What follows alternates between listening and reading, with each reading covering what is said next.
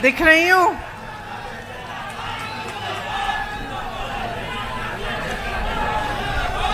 जय जोहार। आप सब काफी समय से इंतजार कर रहे हैं ना? बहनें काफी समय से बैठी हैं, गर्मी भी है बहुत। धन्यवाद। श्री भूपेश बघेल जी, श्री सचिन पायलट जी, श्री चरणदास महंत जी, श्रीमती ज्योत्सना महंत जी, श्री दीपक बैद जी, श्री ताम्रध्वज स्वाहू जी, मंच पर विराजमान सभी नेतागण, सभी पदाधिकारी, प्यारे कार्यकर्तागण, मेरी प्यारी बहनें, प्यारे भाई, आप सबका इस सभा में बहुत बहुत स्वागत। बहुत गर्मी है, काफ़ी समय से आप इंतज़ार कर रहे हैं। मैं आपको बहुत बहुत धन्यवाद देती हूँ कि मेरी बातों को सुनने के लिए आप इतनी दूर से आए हैं। एक बार मेरे साथ बोलिए, भगवान जगन्नाथ जी की, सिद्ध बाबा जी की, मामा महामाया की, छत्तीसगढ़ महतारी जी की। यहाँ ये जो धरती है आपकी, ऊपर से मैं हेलीकॉप्टर से आई तो मुझे अच्छी तरह से पूरा इलाका दिख रहा था।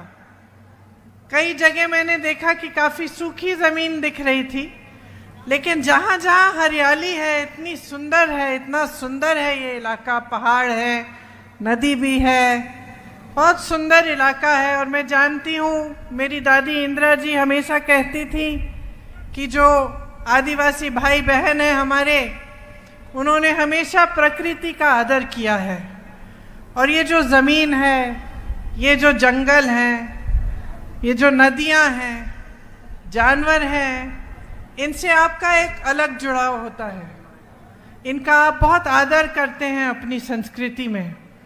और आपकी जो संस्कृति है आपको सिखाती है कि सब आपस में जब फूले फलेंगे तभी इंसान आगे बढ़ेगा, फूलेगा फलेगा। तो आप हमेशा, चाहे प्रकृति की कुछ भी चीज़ हो, चाहे पेड़ हो, चाहे जैसे मैंने कहा जंगल जानवर हो, आप हमेशा उनका देखभाल करते हुए, सबको अच्छा रखते हुए ही अपने समाज को आगे बढ़ाते हैं। तो ये बात मुझे बचपन में ही इंदिरा जी ने सिखाई थी। जब वो आदिवासी क्षेत्र में जाती थी और उनके आदिवासी भाई बहन उनको कुछ देते थे, हमेशा अच्छी तरह से अपने घर में सजा के रखती थी। आज भी अगर उनके घर जाएं तो आपको उनके कमरे में वो चीज़ें दिखेंगी जो ख़ास तौर से यहाँ के जो छत्तीसगढ़ के आदिवासी भाई बहन हैं, उनकी कला और जो उनकी जो हस्तकला थी, वो चीज़ें आज भी उनके यहाँ, अगर जहाँ म्यूज़ियम बना है वहाँ पे आप जाएं तो आपको दिखेंगी। देखिए यहाँ ये जो आपकी धरती है, यहाँ मजदूर यूनियन के जन्मदाता पंडित राम कुमार जी दुबे भी रहते थे। ये उनकी जन्मभूमि है। शिक्षा क्षेत्र में योगदान देने वाले विभूति भूषण लाहिड़ी जी का भी एक कर्मस्थली है। और भारत की अखंडता में प्रमुख भूमिका निभाने वाले श्री रतनलाल मालवीय जी, पंडित ज्वाला प्रसाद उपाध्याय जी और बाबूलाल गुप्ता जी भी थे। ये आपके महापुरुष हैं, आपकी ज़मीन से उठे, लड़े इस देश के लिए, कोई आज़ादी के लिए, कोई शिक्षा दिलवाने के लिए, तो किसी ने कोई और अच्छा काम किया। सबने अपनी भूमिका निभाई हमारी इस धरती के लिए, आपके यहाँ इलाके के लिए, लेकिन पूरे देश के लिए भी। ये प्राकृतिक संसाधनों से भरपूर धरती है। आप मेहनती लोग हो।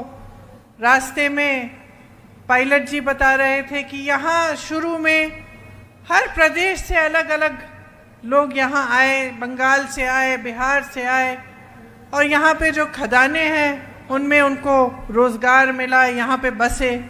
तो कुछ आपके पूर्वज अलग अलग प्रदेशों के भी होंगे और कुछ आप लोग इस प्रदेश के भी हैं। सबने यहाँ इस इलाके के लिए, अपने प्रदेश, अपनी धरती के लिए पूरी तरह से मेहनत की, उसको आगे बढ़ाने के लिए, अपने आप को विकसित करने के लिए, बच्चों के भविष्य बनाने के लिए। आपका जो छत्तीसगढ़िया सम्मान है, स्वाभिमान है, वो देश भर में उसका नाम बना है। और मेरे पहले बघेल जी बोले, मैं आपसे कहना चाहती हूँ कि बघेल जी ने खूब कोशिश की आपके प्रदेश को आगे बढ़ाने की, और मेरे ख्याल से उन्हीं कोशिशों की वजह से सबसे ज़्यादा आक्रमण उन्हीं पे हुआ। उन्होंने जो छत्तीसगढ़िया स्वाभिमान की बात उठाई, ये पहली बार पूरे देश भर में फैली।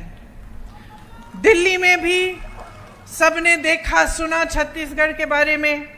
मैं कहीं जाती थी, लोग मुझे कहते थे कि वहाँ पे तो बहुत तरक्की हो रही है, और लोग बात करते कि किस तरह से आपके प्रदेश को आगे बढ़ाया जा रहा है। तो जब ये काम तेजी से आपके प्रदेश में होने लगा, तो जो बाकी जो राजनीतिक दल हैं, खास तौर से भाजपा को ये बात पसंद नहीं आई, क्योंकि उनकी राजनीति कुछ अलग है। मेरी बहनें आप बैठी हैं, मैं चाहती हूँ आप बहुत गहराई से समझिए कि आज देश में किस तरह की राजनीति चल रही है, देश में कैसे नेताओं पर आक्रमण हो रहा है, कैसे नेताओं को आगे बढ़ाया जा रहा है। ये आपको समझना बहुत ज़रूरी है। देखिए, यहाँ चिरमिरी में सबसे पुराना जो कोयला का खदान है यही है कि नहीं? 100 वर्ष पहले ये बनाया गया। यहाँ जो कोयले का क्षेत्र है वो उसको आगे इंदिरा जी ने बढ़ाया। उन्होंने जो खदान है उनका राष्ट्रीयकरण कराया, ताकि आप सबको रोजगार मिले, यहाँ पे खुशहाली आए, और इसी के जरिए लाखों मजदूरों को रोजगार मिला। आज जो देश में राजनीति है वो एक तरह से गरीबों के विरोधी, मजदूरों के विरोधी, श्रमिकों के विरोधी, किसानों के विरोधी राजनीति चल रही है। आपको बातें तो बहुत बड़ी बड़ी बताई जाती हैं, खास तौर से जब भाजपा के बड़े बड़े नेता आपके सामने आते हैं, आपको बताते हैं कि देश में बहुत खुशहाली है, अर्थव्यवस्था बहुत मजबूत हो रही है, हम तेजी से आगे बढ़ रहे हैं।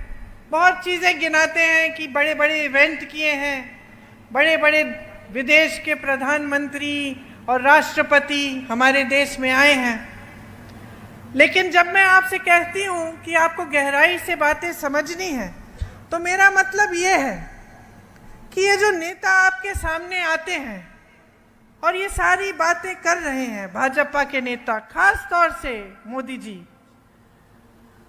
तो आपको गहराई से पूछना पड़ेगा अपने आप से कि भाई ये आपकी बात क्यों नहीं कर रहे हैं। आपकी समस्याएं बहुत बड़ी हैं आज के दिन, है कि नहीं? मेरे भाई यहाँ खड़े हैं, है ना? आपकी बड़ी बड़ी समस्याएं हैं, लेकिन उनकी बात इन मंचों पे नहीं हो रही है। इन मंचों पे जो बात होती है वो बड़े बड़े इवेंट की बात होती है। कोई G20 बोलता है, कोई पाकिस्तान की बात करता है, कोई चीन की बात करता है।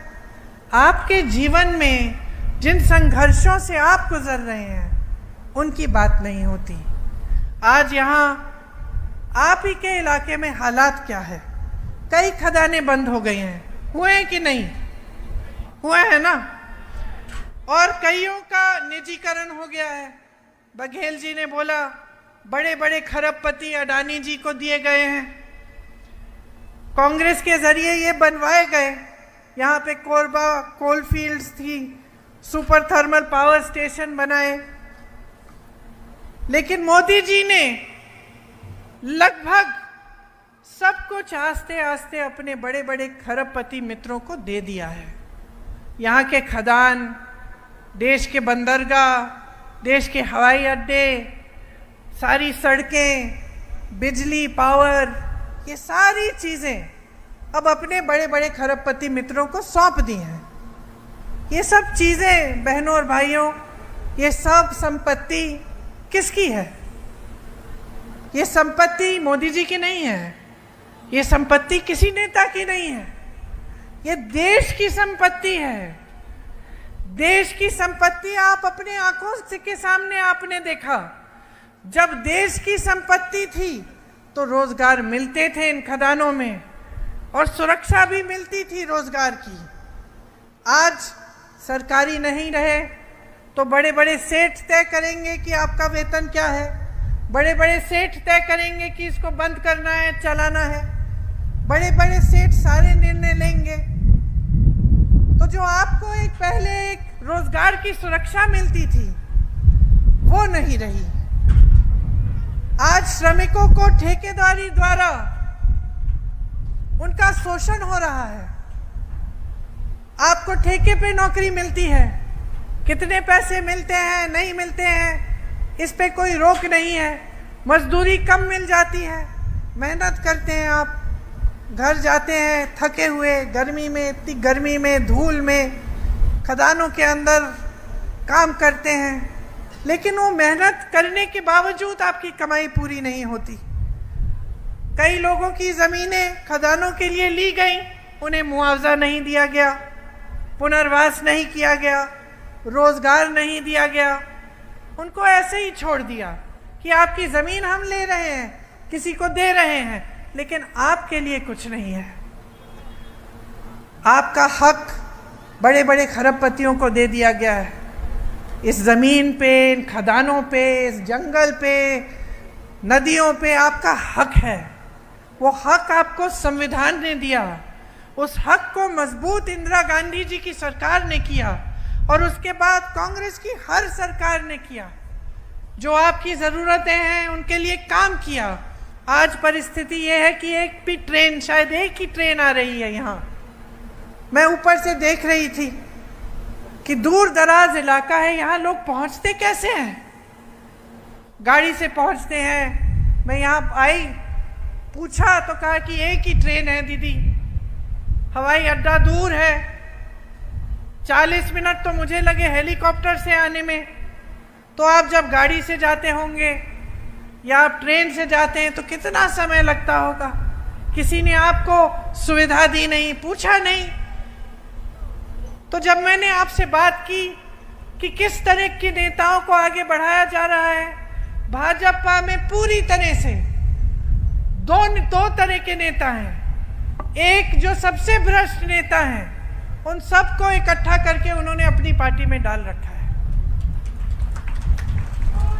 जो दूसरी पार्टियों में भ्रष्ट थे, पहले उनके खिलाफ आरोप लगाए, उन पे छापे मारे, उन पे दबाव डाला, उनको ले लिए अपने पार्टी में, और जब उनकी पार्टी में आ गए तो साफ हो गए, पाक हो गए। तो उनके खिलाफ कोई आरोप नहीं, कोई केस नहीं, कोई कार्रवाई नहीं, सब चुपचाप से बंद किया गया। तो एक तरह का नेता है जो एकदम भ्रष्ट है, और दूसरे तरह का नेता जो सारी हवा की बातें करता है, जो आपकी बात नहीं करता। नरेंद्र मोदी जी से लेकर जो छोटा सा छोटा उम्मीदवार है, इनकी पार्टी में जब आपके सामने भाषण देने आएंगे तो आपके बारे में नहीं बात करेंगे, महंगाई के बारे में नहीं करेंगे, जो आप हर रोज जो आपकी समस्याएं हैं, जिनसे आप लड़ रहे हैं, आप संघर्ष कर रहे हैं, वो बातें नहीं उठेंगी। तो ये दो तरह के नेता हैं जो भाजपा में आगे बढ़ाए जाते हैं। हम कांग्रेस पार्टी में हमारा प्रयास होता है कि जिन नेताओं को हम आगे बढ़ाएं, वो सबसे पहले जनता के लिए काम करके दिखाएं। जनता के प्रति उनका समर्पण क्या है, उनकी श्रद्धा क्या है, क्या वो नेता समझ रहा है कि जनता ही सर्वोपरि है, कि हमारा देश एक लोकतंत्र है और इस लोकतंत्र में संविधान ने जनता को सबसे बड़ी शक्ति दी है, नेता को बदल डालने वाली शक्ति। हम चाहते हैं कि हमारी पार्टी में जो भी नेता हो, सबसे पहले इस बात को गंभीरता से समझे, क्योंकि जब इस बात को समझता है तब दिन रात एक करके आपके लिए काम करता है। वो मिसाल आपने अपने प्रदेश में देखा जब हमारी सरकार रही। मेरी आदिवासी भाई बहन हैं, हमने पूरा प्रयास किया कि हम आपके लिए सब कुछ जितना भी कर सकते हैं हम करेंगे। आपने देखा होगा कि हमने गौठानों को भी मजबूत बनाने की कोशिश की, आपके अधिकारों को मजबूत बनाने की कोशिश की। आपको पट्टे दिलवाने की कोशिश की। ये सब भाजपा की सरकार नहीं करती। इन चीज़ों पे, इन सब कामों पे रोक लगाती है। आज श्रमिकों का शोषण होता है। जैसे मैंने कहा, पता नहीं चलता कितना वेतन कौन देना चाहता है, वो दे देता है। हम अपनी पार्टी में ये प्रयास करना चाहते हैं कि आपके साथ न्याय हो। बघेल जी ने न्याय की बात की। हमने जो घोषणा पत्र निकाला है इस चुनाव में, उसका आधार यही है कि जो नेता हैं सब आपके प्रति समर्पित रहें, और जो सरकारें रहें वो भी आपके प्रति समर्पित रहें और आपके लिए आपकी सेवा करें। उस पत्र को हमने घोषणा पत्र नहीं, न्याय पत्र का नाम दिया। न्याय पत्र का नाम इसलिए दिया क्योंकि सबसे ज़्यादा अन्याय नरेंद्र मोदी जी के 10 सालों की सरकार में आपके साथ हुआ है। किसी बड़े खरबपति के साथ अन्याय नहीं हुआ, बड़े बड़े उद्योगपतियों के साथ नहीं हुआ, बड़े बड़े नेताओं के साथ अन्याय नहीं हुआ। वो सब आगे बढ़ रहे हैं। वो सोचते हैं आपका वोट ले लेंगे धर्म के नाम पर, इधर उधर की बातों करके, और उनको काम नहीं करना पड़ेगा। बघेल जी एक बार यूपी में आए जब मैं वहाँ काम कर रही थी, और मैंने कहा बघेल जी आप कुछ व्यापारियों से मिल लीजिए, उनसे बातचीत कर लीजिए, उनसे पूछिए उनकी समस्याएं क्या है। तो 1 घंटे बैठे व्यापारियों के साथ, और उसके बाद जब मैं मिली, मैंने पूछा कैसी रही आपकी मीटिंग। तो कहने लगे मीटिंग तो बहुत अच्छी थी दीदी, लेकिन एक बात से मुझे बड़ा ताज्जुब हुआ। तो मैंने कहा क्या बात थी? तो उन्होंने कहा कि यहाँ यूपी में जो व्यापारी हैं वो मुझसे सवाल पूछने के लिए झिझक रहे थे, और जब मैं जवाब दे रहा था कठिन सवालों का, और जब मैं कह रहा था कि पूछो, मैं सवाल का जवाब देता हूँ, मैं बताता हूँ हम क्या करना चाहते हैं, तो वो थोड़े से घबराए हुए लगे। बाद में उन्होंने सबने कहा कि हमारे यहाँ ये परंपरा नहीं है कि हम मुख्यमंत्री जी से सवाल कर सके। तो उस समय बघेल जी और मेरी चर्चा हो रही थी कि क्यों है ऐसा, और उन्होंने मुझे बताया क्योंकि देखिए दीदी, जो चर्चा उत्तर प्रदेश में हो रही है, क्योंकि भाजपा की सरकार है, जो चर्चा हो रही है वो धर्म की चर्चा हो रही है, वो जाति की चर्चा हो रही है। तो नेता समझ गया है कि उसे काम करने की ज़रूरत नहीं है। चुनाव आएगा, धर्म की बात उठाएगा, जाति की बात उठाएगा, वोट पड़ जाएगा उसे। कोई काम के बारे में तो पूछेगा ही नहीं। काम के बारे में जो पूछता है उसको दबाया जाता है। तो मैंने जब इस बात के बारे में गंभीरता से सोचा, तो मुझे लगा कि बघेल जी की यह बात बिल्कुल सही है कि जो जवाबदेही होती थी पहले, इंदिरा जी को मैंने देखा, राजीव जी को देखा, एक ज़माने में राजीव जी के साथ जब गांव जाती थी, डांट पड़ती थी उन्हें गांव वालों से। उन्हीं के जो संसदीय क्षेत्र में, अमेठी में, डांट देते थे कि भाई राजीव भैया आपने हमारी सड़क नहीं बनाई, आओ चाय पियो, बैठो हमारे साथ, लेकिन वोट हम तभी देंगे जब सड़क बनेगी। जागरूकता बहुत थी। प्रधानमंत्री से सवाल उठा सकते थे कि हमारी सड़क क्यों नहीं बनाई। आज वो जागरूकता जो है कम हो गई है। आज आपके सामने नेता आते हैं, आपको उकसा देते हैं, धर्म की बातें कर लेंगे, कह देंगे कि आपका धर्म संकट में है या फिर आपकी परंपराएं सुरक्षित नहीं है, और उसी के आधार पर फिर आपका वोट ले लेंगे।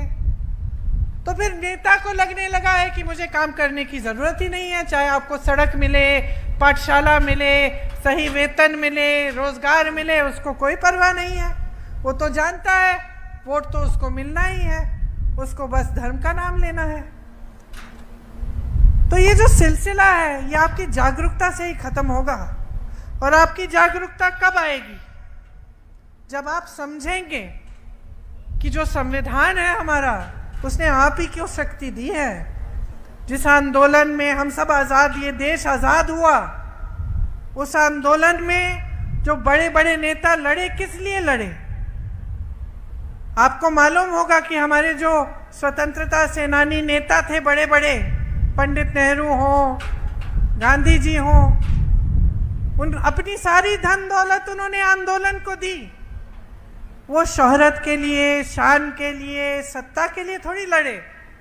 वो तो इसलिए लड़े ताकि आपको अपने अधिकार मिले। उनके खून पसीने से हमारा देश बना, आज़ाद हुआ। आज़ादी का मतलब ये था कि आप अपने पैरों पे खड़े हों, आप अपनी सुविधाओं की मांग उठाएं। आपको कुछ अच्छा नहीं लग रहा है, आप आंदोलन करें, आप सवाल उठाएं, आप नेताओं को पटरी पे लाएं, आप दिखाएं नेताओं को कि भाई तुम भटक रहे हो, गलत काम कर रहे हो, मुझे पसंद नहीं है, वापस आओ, मेरे सवालों का जवाब दो। यही अधिकार संविधान ने आपको दिया और इसके लिए लड़े हमारे पूर्वज, आपके पूर्वज लड़े, बड़े बड़े आदिवासी नेता लड़े। तो आज अगर आप जागरूक नहीं बनेंगे तो फिर उस लड़ाई का फायदा क्या था? इतने संघर्ष का फायदा क्या था? इतने आंदोलन का फायदा क्या था कि 70 साल बाद जनता आंखें मूंद ले, कोई कुछ भी कह दे आप मान लेंगे।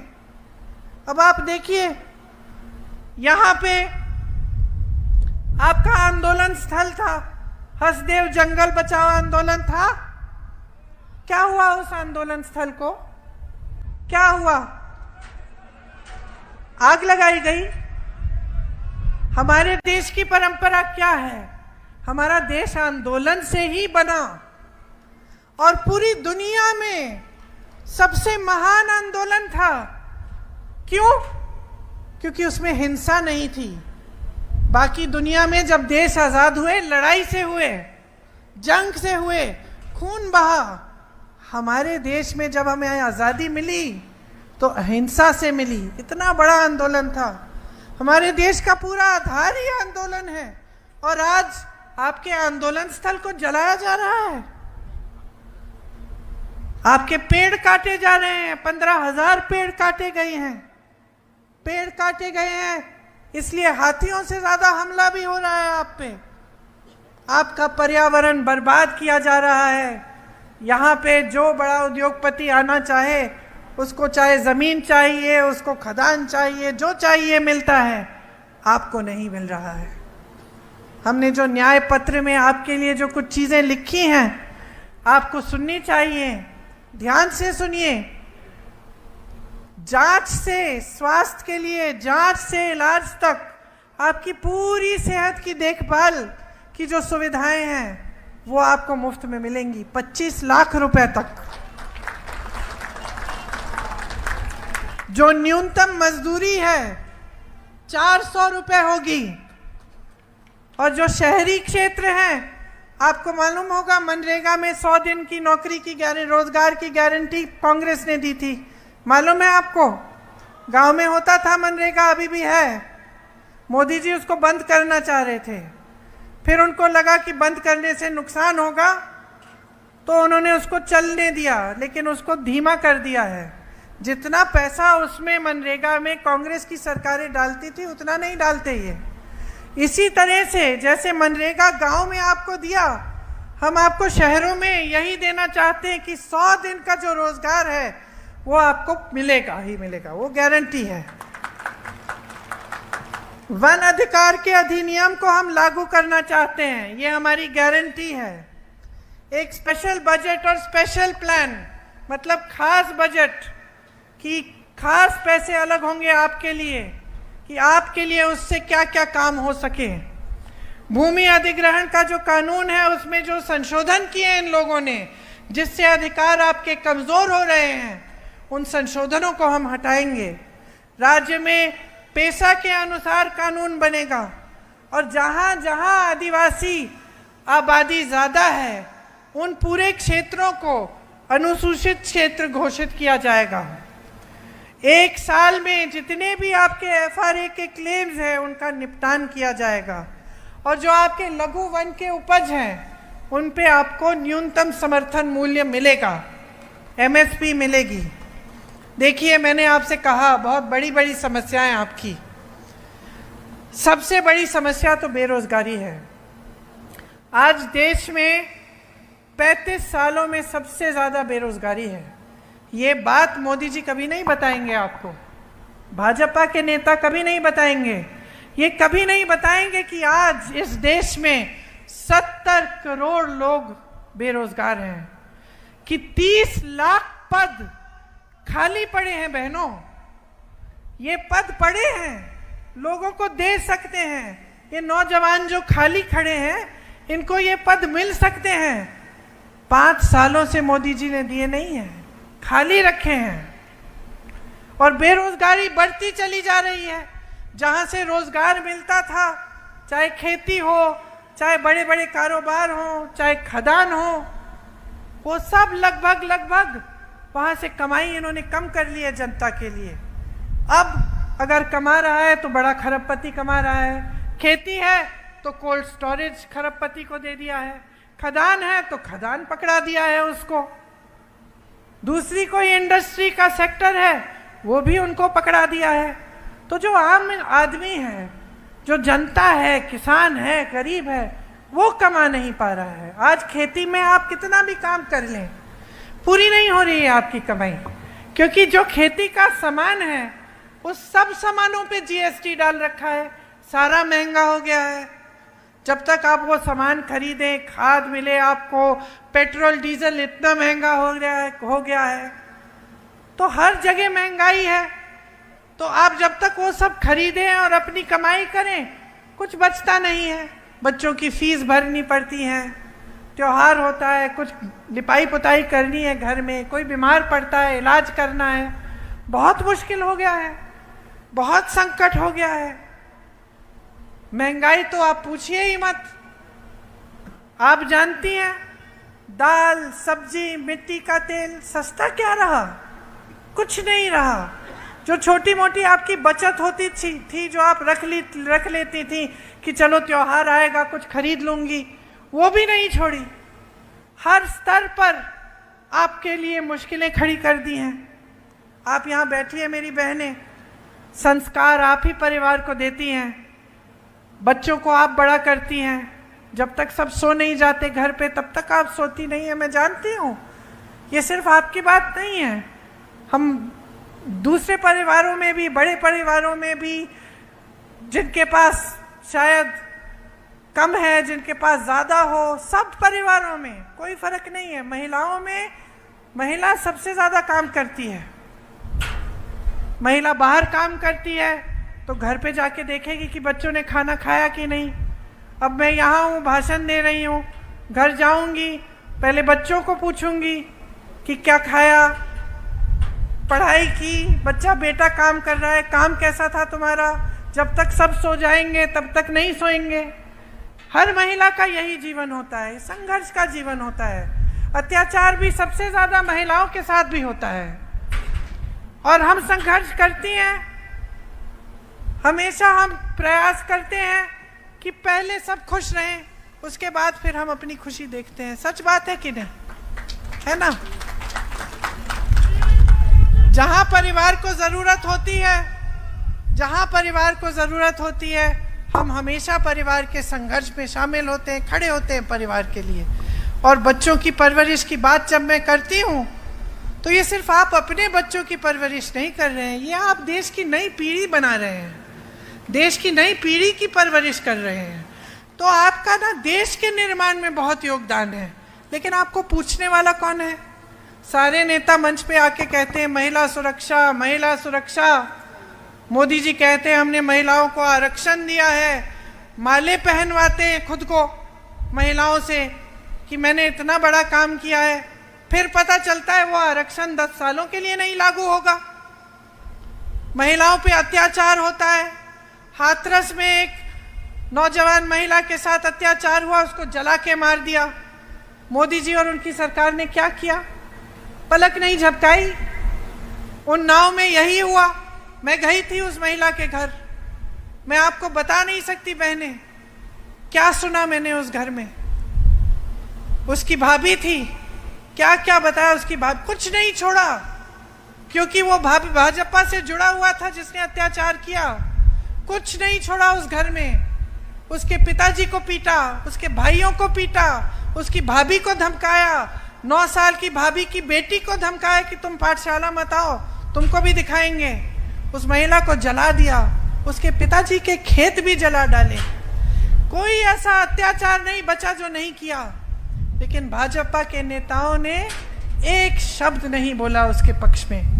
जहां जहां अत्याचार हो रहा है, जो अत्याचार कर रहा है उसे बचा रहे हैं। ओलंपिक की मेडल लाई, संघर्ष करके हमारी बहनें, बच्ची हैं 20-22 साल की, रोज सुबह कुश्ती लड़ने के लिए गांव से जाती हैं ट्रेनिंग के लिए, 6-6 बजे उठ के इतना संघर्ष किया, ओलंपिक के मेडल लाए। जब मेडल लाए, मोदी जी ने चाय पिलाई, घर बुलाया, फोटो खिंचाई अपने साथ। सारे अखबारों ने लिखा कि भाई मोदी जी की सरकार है, देखो इसलिए महिलाएं मेडल जीत रही हैं। जब वही महिला सड़क पे उतरी, उसी महिला ने कहा कि मेरे साथ आपके एक नेता ने, भाजपा के नेता ने अत्याचार किया है, मोदी जी मेरे सम्मान को बचाओ, मुझे मदद करो। तो मोदी जी के घर के 2-3 किलोमीटर दूर बैठी थी वो महिला। मैं उससे मिलने गई, मैंने कहा क्या बेटा क्या हुआ? कहती है मुझे सिर्फ न्याय चाहिए दीदी, मैं इतना लड़ी हूं देश के लिए, मैंने देश का गौरव, देश का सम्मान बढ़ाया है और आज मेरी सुनवाई नहीं है। मैंने सोचा था, उसने मुझे ये बात बोली कि मैंने सोचा था कि मैं गोल्ड मेडल लाई, कि मैं अगर सड़क पे आऊंगी अपनी बहनों की मदद के लिए तो मोदी जी मेरी बात सुनेंगे, क्योंकि जब मैं मेडल लाई थी तो मुझे घर बुलाया था। उसने मुझे बोला, वो इतनी मायूस थी, दुखी थी कि उस समय जब वो संकट में है, देश के लिए उसने इतना किया, लेकिन देश उसकी बात नहीं सुन रहा है, सरकार उसकी बात नहीं सुन रहा है। प्रधानमंत्री के पास 5 मिनट का समय नहीं है कि वो उसके पास आए या उसको घर बुलाए और बात सुन ले। उसके बजाय पूरी सरकार उस शख्स को बचाने में लगी थी जिसने वो अत्याचार किया। क्यों? क्योंकि राजनीतिक तौर पर उनकी मदद हो रही थी उससे। तो आप सोचिए, ये परिस्थितियां हैं बहनें, आप सब कुछ संभाल रही हो, लेकिन आपके लिए न सुनवाई है सरकार में और न कोई स्कीम है। जब आपको कुछ देने की बात करते हैं तो क्या बात करते हैं? लो 5 किलो राशन, है कि नहीं? कहीं पे कल मैं असम में थी, वहां कह रहे हैं कि लो 1200 रुपए दे देंगे तुमको। उनसे पूछिए ना, 1200 रुपए से आज क्या खरीद पाएंगे? एक सिलेंडर नहीं मिलेगा। 5 किलो राशन ठीक है, अच्छा है, ले लो, लेकिन इससे क्या आपका नौजवान बच्चा अपना भविष्य बना पाएगा? मेरे भाई खड़े हो, अगर मैं तुम्हें बोलूं ये लो रोजगार और ये लो 5 किलो बोरा राशन, कौन सा लोगे? कौन सा लोगे? क्यों? क्योंकि रोजगार तुम्हें आत्मनिर्भर बनाएगा, रोजगार तुम्हें शक्ति देगा, रोजगार तुम्हें अपने पैरों पे खड़े होने का सम्मान देगा। और 5 किलो राशन क्या देगा? बताओ क्या देगा? जब वो 5 किलो राशन खत्म होगा, फिर से तुमको किसके पास जाना पड़ेगा? फिर से मांगना पड़ेगा सरकार से, फिर से सरकार तुम्हें निर्भर बनाएगी। उस 5 किलो राशन पर निर्भर बनाने का प्लान है इनका।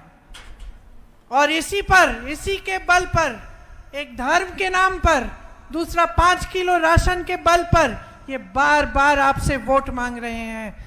जागरूक बन जाओ, जाग जाओ, इनको बोलो रोजगार दें तुम्हें। ये 30 लाख पद जो खाली पड़े हैं, इनको भर के दिखाएं। मोदी जी सामने आते हैं, पूछो इनसे, मोदी जी आप 70 साल की रट लगाए रखे हैं कि 70 साल में कांग्रेस ने कुछ नहीं किया।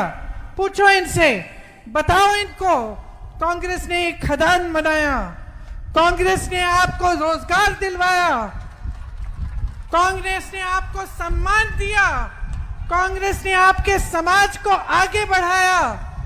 इन्होंने अपने खरब में पति मित्र को दे दिया, इन्होंने आपसे रोजगार छीना, आपसे जमीन छीनी, आपसे जो आप खा रहे हैं, आपके पेट में जो खाना जा रहा है वो छीना है।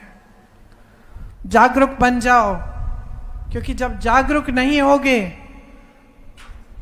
तो सिर्फ आपका भविष्य नहीं, पूरे देश का भविष्य संकट में आएगा।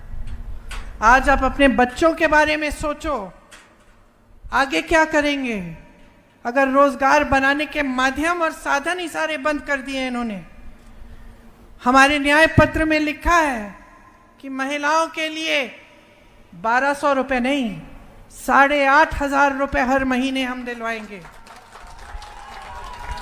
जो परिवार की सबसे बड़ी महिला है उसके खाते में जाएगा। 1 लाख रुपए सालाना बनता है ये। मैंने आपसे कहा 25 लाख तक आपका इलाज फ्री होगा, और सरकारी नौकरियों में मेरी बहनों को 50% आरक्षण इसलिए मिलेगा ताकि मेरी बहनें अपने पैरों पे खड़ी हो पाएं। आशा, आंगनवाड़ी, मिड डे मील, मितानीन जो बहनें हैं, आप सबके वेतन में केंद्र सरकार से एक योगदान होता है, उसको हम 2 गुना करेंगे ताकि आपके वेतन बढ़े। तो सिर्फ ये आग्रह है आपसे कि आप जो देश की परिस्थितियां हैं वो समझ जाएं। देश की परिस्थितियां आज ये है कि आज आपके जो मुख्यमंत्री थे बघेल जी, इन पे इतना हमला क्यों हुआ? मैंने आपसे बताया, क्योंकि आपके स्वाभिमान की बात की। इनको अच्छा नहीं लगा कि कहीं पे एक प्रदेश में एक मुख्यमंत्री ऐसे हैं जो खड़े हो जाते हैं अपने प्रदेश के लिए, जो लड़ लेते हैं अपनी जनता के लिए, तो इनको दबाने की कोशिश की गई। इसी तरह से जो इनके खिलाफ लड़ रहा है, उनके खिलाफ केस, भ्रष्टाचार के आरोप, इस देश के इतिहास में पहली बार ऐसा होगा कि 2 मुख्यमंत्री चुनाव के समय जेल में डाल दिए गए। उनमें से एक आदिवासी मुख्यमंत्री हैं, हेमंत सोरेन जी, और देखिए क्या है आपका समाज। उनको जेल में डाला, उनकी बीवी खड़ी हो गई, शान से भाषण देती हैं, शान से प्रचार कर रही हैं, कह रही हैं मेरे पति अगर जेल में है कोई बात नहीं, मैं लड़ूंगी उनकी लड़ाई। ये है आदिवासी समाज की शान। और कितने सुंदर भाषण देती है, बहुत सक्षम महिला है, और हम चाहते हैं कि आप सब उनकी तरह सक्षम बने। विपक्ष पर हमला हो रहा है।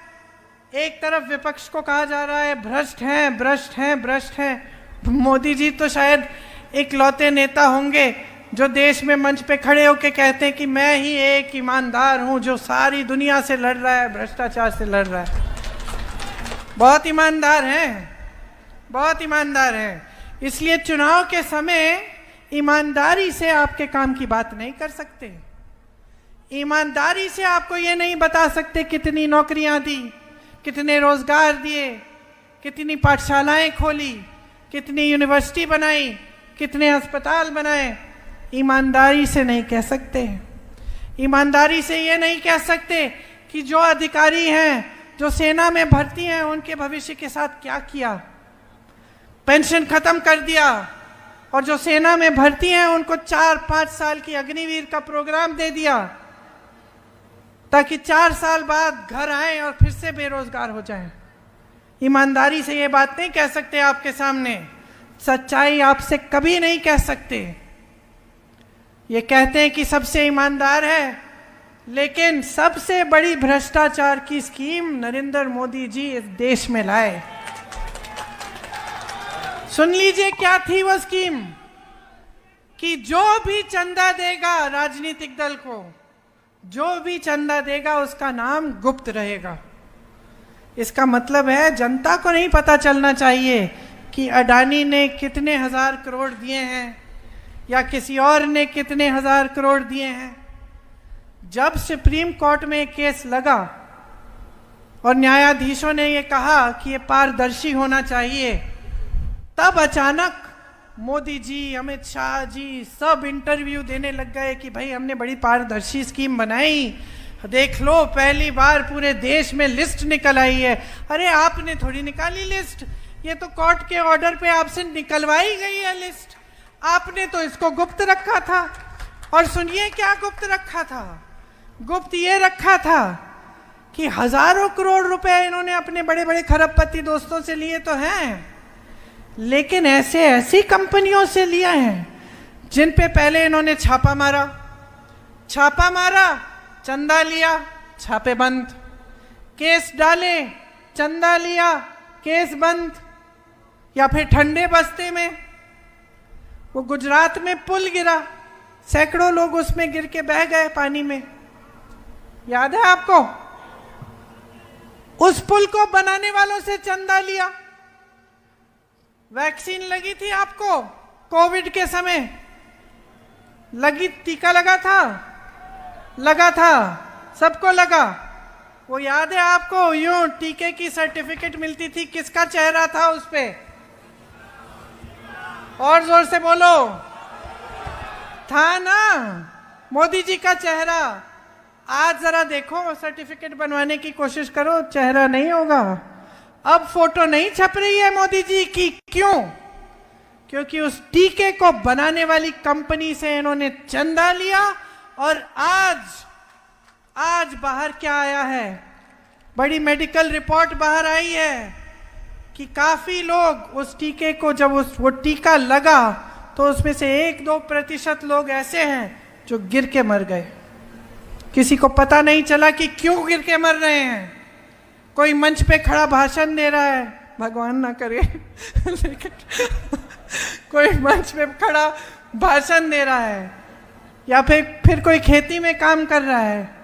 कई ऐसे लोग शहरों में जिम कर रहे थे, नौजवान, अच्छी सेहत के, 30-40 साल की उम्र, गिर के मर गए। पहले समझ में नहीं आ रहा था कि क्या है। आज उस कंपनी ने कह दिया कि हाँ ऐसा है कि कुछ 1-2% लोगों को ऐसा हो सकता है। तो आप सोचिए, इन सब से चंदा लिया, बाकायदा चंदा गुप्त लेने की स्कीम बना दी, और अपने आप को ईमानदार कहते हैं। भ्रष्ट नेताओं को अपनी पार्टी में लेते हैं, धो देते हैं, जैसे रिन वाले साबुन से धुलाई होती है ना, चमका देते हैं उनको। काले धंधे सारे साफ हो जाते हैं, सफेद हो जाते हैं। कोई गंगा मैया तो है नहीं बीजेपी कि उसमें डुबकी मारो और आप के पाप धुल जाएंगे, है ना? वॉशिंग पाउडर लगाते हैं, सब साफ हो जाते हैं। बघेल जी कह रहे हैं मोदी वॉशिंग पाउडर है। तो ये सच्चाइयां नहीं कहेंगे आपके सामने, तो आपको कैसे समझ में बात आएगी? मैं मोदी जी का भाषण देख रही थी, और मैं देख रही थी कि जो मैं उनके बारे में कहती हूँ वही हमारे बारे में वो कह रहे हैं, है कि नहीं? आप चलाइए, वो कहेंगे हम भ्रष्ट हैं, हम कह रहे हैं वो भ्रष्ट है। वो कहेंगे कि इन्होंने कुछ नहीं किया, हम विकास कर रहे हैं, हम कह रहे हैं भाई हमने विकास किया है, वो कुछ नहीं कर रहे हैं। वो हमें कुछ कहते हैं, हम कुछ कहते हैं। अब आप जनता हो, कैसे समझोगे कि ये मोदी जी सच कह रहे हैं या कांग्रेस के नेता सच कह रहे हैं? बताओ। हाँ, देखो बहनें, घर में शादी होने वाली होती है ना, लड़का देखने जाती हो, क्या देखती हो सबसे पहले? मैं बताऊं, अगर मेरी लड़की की शादी हो रही होती तो मैं सबसे पहले क्या देखती कि लड़के की नीयत क्या है ना? ठीक है, काम करता है, मेहनती है, ये सब ठीक है, लेकिन नीयत क्या है? नीयत सही नहीं है तो शादी नहीं होगी। सही बात? तो नेताओं में नीयत क्यों नहीं ढूंढते? समझदार हो इतने, जो नेता बार बार आपके सामने आके कुछ इधर उधर की बातें करके चले जाता है, चुनाव के बाद मुंह नहीं दिखाता, चुनाव के बाद ना आपकी टूटी से पानी आ रहा है, ना आपकी सड़क बन रही है, ना आपका बच्चा पाठशाला जा पा रहा है, ना नौजवानों को रोजगार मिल रहा है, तो उसकी नीयत पे सवाल क्यों नहीं उठाते? नीयत पे सवाल उठाओ, और अपना जो जीवन है ना उसके अनुभव पर उतरो। किसी की बातों में मत पड़ो। मैं यहाँ से चली जाऊंगी, आपको लगेगा ठीक है अच्छी बात बोली इसने, कहीं और कोई और आ जाएगा, फिर आपको उसकी बात अच्छी लग जाएगी। तो अब बीच में आप अटके हुए हो, तो क्या करना है? अपने जीवन के अनुभव को देखो। पिछले 10 सालों में आपके जीवन में तरक्की आई है कि नहीं आई है? आपके बच्चों को रोजगार मिला है कि नहीं मिला है? जो गांव में पाठशाला है वो पहले से अच्छा हुआ कि नहीं? मैं जानती हूँ आपके यहाँ बघेल जी ने बताया मुझे, कौन सा पाठशाला? आत्मानंद पाठशाले में आपको मुफ्त मिल रही थी शिक्षा। भाजपा की सरकार आई, अब फीस भरनी पड़ रही है। तो ये किसका अनुभव है? आपका अनुभव है। आपको एक रोजगार छूट रहे हैं क्योंकि भाजपा की सरकार बड़े बड़े खदान, बड़े उद्योगपतियों को दे रही है। किसका अनुभव है? आपका अनुभव है।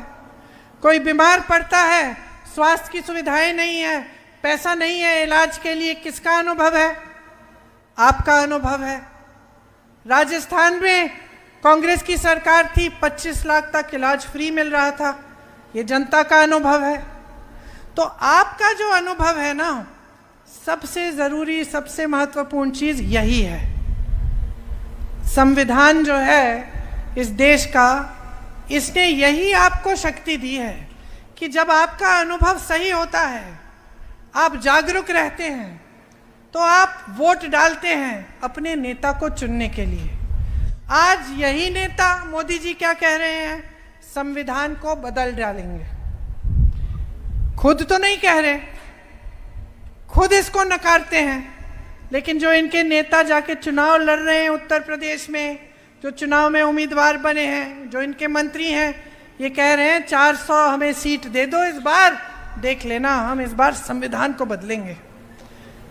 अब जब ये बात कुछ समुदायों में फैली, जैसे आपका जो समुदाय है, आदिवासी समुदाय है, इसको बहुत शक्ति, आपको बहुत शक्ति दी है संविधान में। अब जब ये बात फैलने लगी तो इनको लगा मोदी जी को अब हम संकट में आ जाएंगे, क्योंकि जनता को ये बात पसंद नहीं आ रही है। जनता को ये अच्छी नहीं लग रही है बात कि हम कह रहे हैं हम संविधान बदल के जनता के अधिकारों को कमजोर करेंगे। तो अब मोदी जी मंच पे खड़े होके कहते कि ऐसी कोई बात नहीं है, लेकिन बात शुरू तो इन्होंने करवाई है। छोटी छोटी जगहों में इनके छोटे छोटे नेता ये बात कर रहे हैं। तो देखिए, ये इनका सिलसिला होता है। बहुत बार इन्होंने ऐसा किया है। पहले ये नकारते हैं कि हम ऐसा नहीं करेंगे, जैसे ही सत्ता में आते हैं वही चीज करते हैं जिसको नकार रहे थे। और ये हर स्तर पर आपके अधिकारों को कमजोर करने का काम कर रहे हैं 10 सालों से। ये सारी बातें जो है ना, जो देश की संपत्ति दे रहे हैं बड़े बड़े खरबपतियों को, ये सब आपको कमजोर करने का काम है। तो एकदम जागरूकता से और गंभीरता से इनकी बातें और इनकी नेताओं की बातें सुन लो और इनको समझो कि इसके पीछे नियत सही नहीं है। और नियत सही नहीं है तो किसी को कभी सत्ता नहीं देनी चाहिए। सत्ता हमेशा उसी को देनी चाहिए जिसकी नियत सही हो। ये कोई नई बात नहीं है जो मैं समझा रही हूं आपको।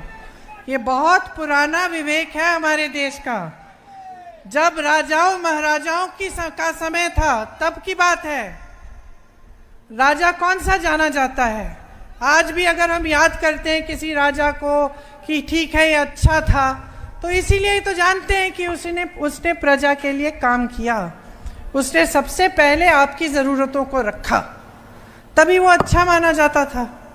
अब लोकतंत्र है, लोकतंत्र में वही सरकार अच्छी जो समझे कि जनता सर्वोपरि है, और वैसी सरकार हम आपको देना चाहते हैं। इंदिरा गांधी जी ने दी, उनके बाद तमाम नेताओं ने दी।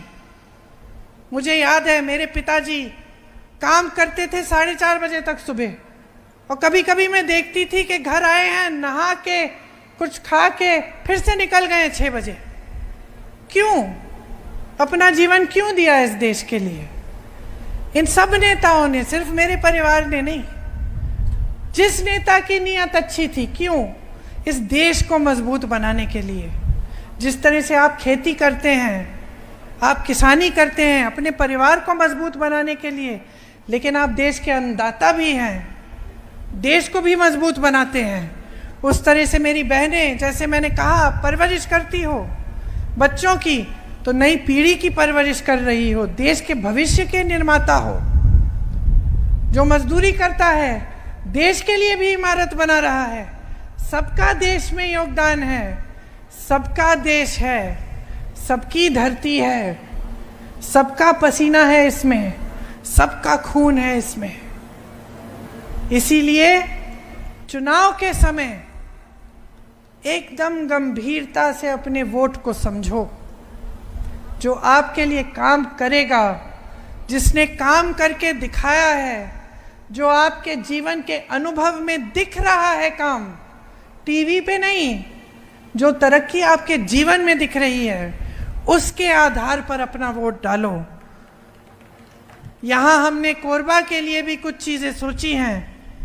हमने सोचा है कि सर्वे कराकर नए कोयला जो है उसके लिए एक आधारित उद्योग खुलवाएंगे।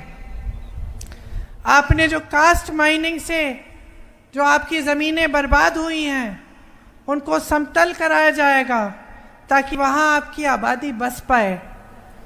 यहाँ चिरमिरी में ट्रेन सेवा हम शुरू करना चाहते हैं ठीक ढंग की, कि अगली बार मैं यहाँ आऊँ तो आपके पास में किसी दूसरे माध्यम से भी पहुँच पाऊँ, और ये जो सब दूर दराज इलाके हैं आपके सारे जुड़ जाएं। किसी को मिलने जाना हो, रिश्तेदारों को कहीं और रह रहे हैं, आप जा पाए सुविधा से। बाजार मूल्य से 4 गुना अधिक मुआवजा हम आपको देना चाहते हैं जब आपकी ज़मीनें ली जाती हैं। कांग्रेस की जो गारंटीज़ हैं जो हम इस चुनाव में आपको देना चाहते हैं, उनको आप ठीक ढंग से समझिए। जो 30 लाख पद मोदी जी ने खाली रखे हैं उनको हम भरना चाहते हैं, नौजवानों को रोज़गार देना चाहते हैं।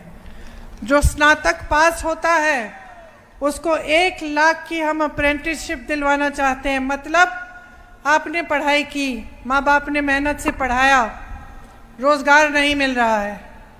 हम चाहते हैं कि हर नौजवान को एक ऐसी अप्रेंटिसशिप मिले जैसे जो अमीर लोगों के बच्चों को मिलती है, कि जब पक्के रोज़गार से पहले एक नौकरी मिल जाती है, उसमें थोड़ा सीख भी लेता है और कमा भी लेता है, तो उसको अप्रेंटिसशिप कहते हैं। हम चाहते हैं कि आपके लिए भी ये सुविधा हो और ऐसे ही नौजवान 1 लाख रुपए सालाना कमा पाए। एमएसपी जो है, जो किसानों को मिलनी चाहिए, मैंने पहले आपसे कहा कि जो आपके जो मूल खेती है उसके लिए भी हम ये सुविधा कराएंगे, लेकिन हम कानून बनाएंगे कि आपको न्यूनतम समर्थन मूल्य मिलना ही है। ये आपका अधिकार बन जाएगा किसानों का। खेती के सारे सामानों पे जिस पे आप जीएसटी दे रहे हो, इन सब सामानों को हम जीएसटी से मुक्त करेंगे। आपके फसल का नुकसान होता है, 30 दिनों में भुगतान आपको हम देना चाहते हैं। और माफ़ करिए, शायद मैंने पहले कहा, लेकिन 4 गुना भुगतान है वो हम कोशिश करते हैं कि आपको वो मिले। भूमिहीनों को ज़मीन दी जाएगी और न्यूनतम मजदूरी यहाँ पे 400, पूरे देश में 400 रुपये की होगी। इसका मतलब है कि कोई ठेकेदारी पे भी आपको अगर नौकरी दे तो कम से कम उसे 400 रुपये की दिहाड़ी आपको देनी ही पड़ेगी। तो ये सब हमारी आपके लिए गारंटी हैं। अब आपने खुद अपने अनुभव से देखा कि जब हमारी कांग्रेस की सरकार थी तो जितनी हमने गारंटी आपको दी थी, चाहे किसानों के कर्ज माफ़ करने की, चाहे हमने आपको 35 किलो राशन दिया, ये सब हमने आपको करके दिखाया। तो अब जो चुनाव आ रहा है उसमें अगर आप कांग्रेस पार्टी को जिताएंगे, अपने ही विवेक से, अपनी ही समझदारी से आप हमारी उम्मीदवार के पक्ष में वोट डालेंगे, तो आप अपनी ही तरक्की कराएंगे और अपना ही भविष्य उज्जवल करेंगे। तो मैं आपसे आग्रह करती हूँ कि ये सारी गारंटी अगर आप अपने जीवन में उतरते हुए देखना चाहते हैं, अगर आप अपने जीवन के अनुभव को बेहतर बनाना चाहते हैं, अपने बच्चों के भविष्य को उज्जवल बनाना चाहते हैं, तो आप कांग्रेस को वोट दीजिए। मुझे यकीन है कि जब आप सारे नेताओं के भाषण सुनेंगे और ध्यान से बारीकी से उनकी बातों को समझेंगे, तो आपको समझ में आ जाएगा कि किसकी नीयत ठीक है और किसकी नीयत गलत है। आप सबको बहुत बहुत धन्यवाद। बहुत ध्यान से मेरी बातें सुनी। हो सकता है कुछ बातें छूटी भी होंगी, उसके लिए क्षमा चाहती हूँ। जय हिंद।